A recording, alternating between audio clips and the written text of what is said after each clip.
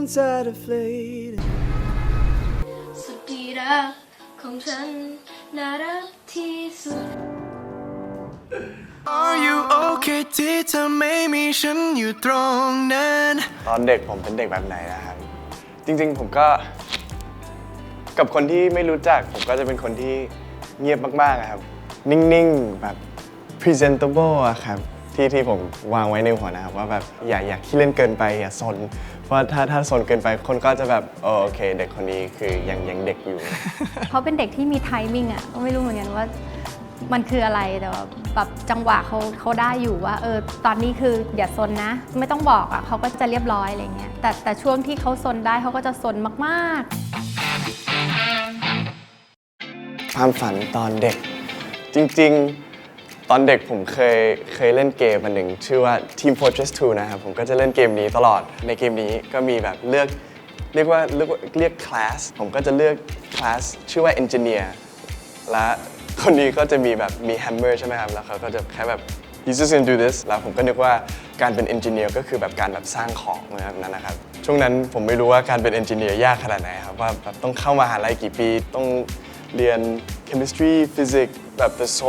so much bye bye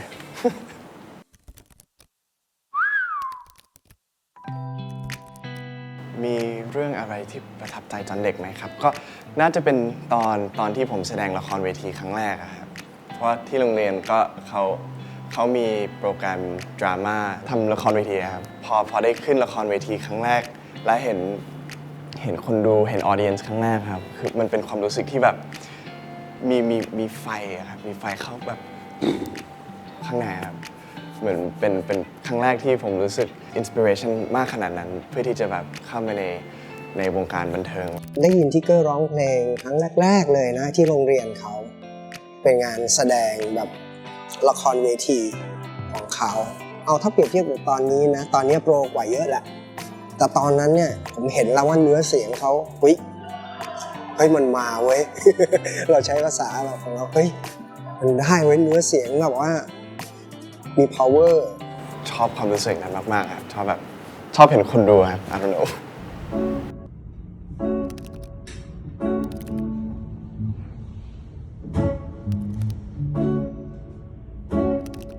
ถ้าเป็นเครื่องดนตรีอันแรกครับก็จะเป็นกีตาร์ที่เริ่มตอน 11 ขวบ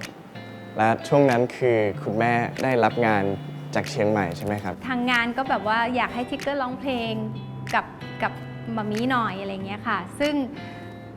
ทิกเกอร์บอกว่าขอเป็นเล่นกีตาร์แทนได้ไหม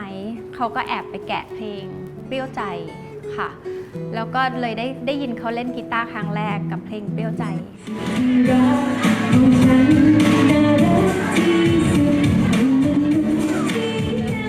มันก็เป็นอะไรที่พิเศษมากเพราะว่าเราไม่ได้อยู่เวลาเขาฝึกเขาซ้อมอย่างเงี้ยค่ะแต่เขาจะชอบแบบทำอะไรให้เราเห็นที่แบบเขาทำได้แล้วอ่ะก็จะรู้สึกแบบโอ้ยภูมิใจค่ะ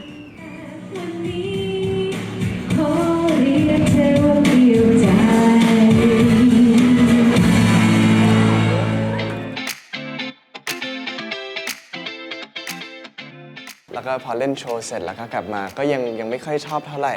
แต่ก็มีวันหนึ่งที่แบบคือแบบเล่นอยู่คนเดียวแล้วก็แบบเรียงคอร์ดเองแล้วอันนั้นคือวันแรกที่ผมแบบ oh my god what this is amazing เอาจริงๆพอรู้ว่าลูกมาทางดนตรีนี่ผมดีใจนะโล่งใจคือเราแอบมีอะไรอยู่ข้างในเล็กๆว่าทำไมลูกไม่เล่นดนตรีวะอะไรอย่างเงี้ยแล้วก็หลังจากนั้นคือ now I'm here คือ the rest is history ครับผมเราเห็นแววตาเขาเลยว่าเฮ้ยเขาไม่ได้ทำเล่นๆเราเอาตัวออกจากความเป็นพ่อลูกมองดูเด็กคนหนึ่งที่พัฒนาตัวเองขึ้นมาโดยที่ไม่มายุ่งเกี่ยวกับพ่อเลยไม่มาถามเลยว่าเล่นยังไงแจ๊สคืออะไรร็อกคืออะไรบลาบลา2 อาทิตย์แล้วเราก็เห็นความเปลี่ยนแปลงนั้นอย่างชัดเจนผมก็เลยตัดสินใจมอบกีตาร์ให้ลูกเพราะรู้ว่าเขาจริงจังละ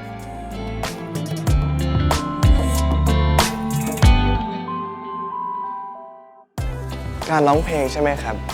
ก็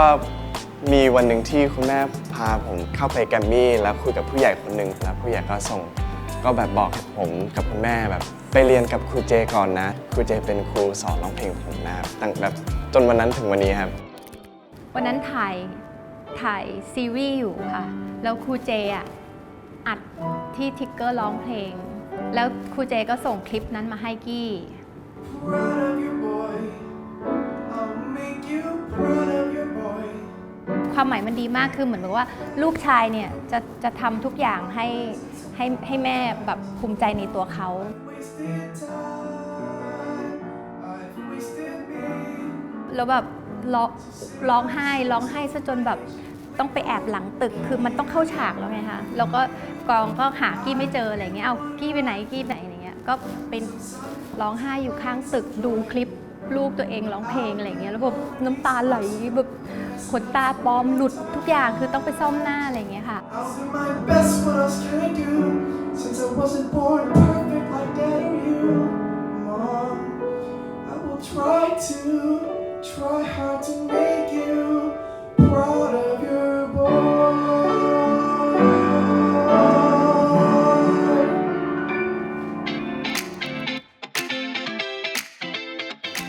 เพลงไหนของคุณพ่อคุณแม่ที่ชอบมากที่สุด Oh my god ตอนผมอายุประมาณ 12 ขวบ ตอนนั้นผมก็คิดถึงคุณพ่อกับคุณแม่เป็นแค่คุณพ่อกับคุณแม่ ผมก็ไม่ได้แบบเข้าไปแบบ you know investigate ว่า career ของเขาปล่อยอะไรมาบ้าง ผมก็เลยโอเคลองฟังดูก็ได้ แล้วก็มีเพลงหนึ่งชื่อว่าอย่าแล้วก็มี exclamation point อันสุดท้ายครับอย่า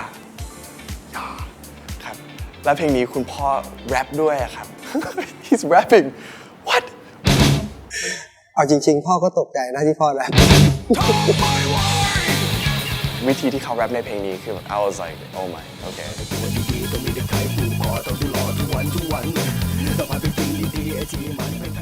พ่อของผมเป็น real deal ครับแบบไม่ใช่แค่คุณพ่อแล้วครับอันนี้คือแบบ legend นะครับ เพลงของคุณแม่ที่ชอบมากที่สุดอันนี้เป็นคลาสสิกอะครับทำไมเป็นคนแบบนี้อันนั้นคือแบบ